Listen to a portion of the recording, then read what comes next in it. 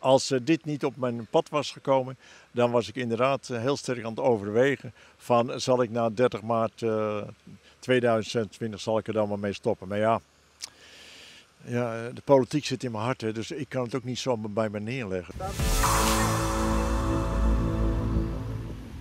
Raadslid Johan Hessing hoopt dus nog een aantal jaren door te kunnen gaan in de gemeentepolitiek van Terneuzen. Dit probeert hij met een nieuwe partij.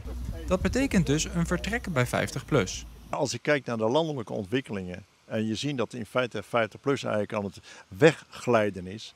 En dan zeg ik, jongens, heeft dat nog wel toekomst? Nou, ik heb voor mezelf besloten, dat heeft geen toekomst. Dus ik heb voor mezelf een streep getrokken en ik heb gezegd, 30 maart 2026 is dat over. Maar dan komt er een groep enthousiaste mensen en die zeggen op een gegeven moment van, wil jij niet met ons samen de nieuwe partij op poten zetten? Want wij zien jou als beoogd lijsttrekker. Ja, toen heb ik nog eens even nagedacht en toen heb ik gezegd, dat wil ik wel. Mits er een enthousiaste groep is. Mits er personen zijn die het van mij kunnen overnemen. En die groep die is er. Dus daar ben ik ontzettend blij mee. Het succes van de nieuwe partij moet komen door een nauwe band met de inwoners. We willen mensen hebben uit alle 14 kernen, zodat de partij ook herkenbaar is in de wijk waar de mensen zitten. En dat ze ook dan dicht bij die mensen zitten. Dus als er iets is in een wijk, dan moet ze terecht kunnen bij een van de leden straks van Hart voor Terneuzen in feitelijk, om het daar aan de kaart te stellen, zodat het centraal gebundeld kan worden. Dus minimaal 14 leden op de lijst, ieder uit één kern.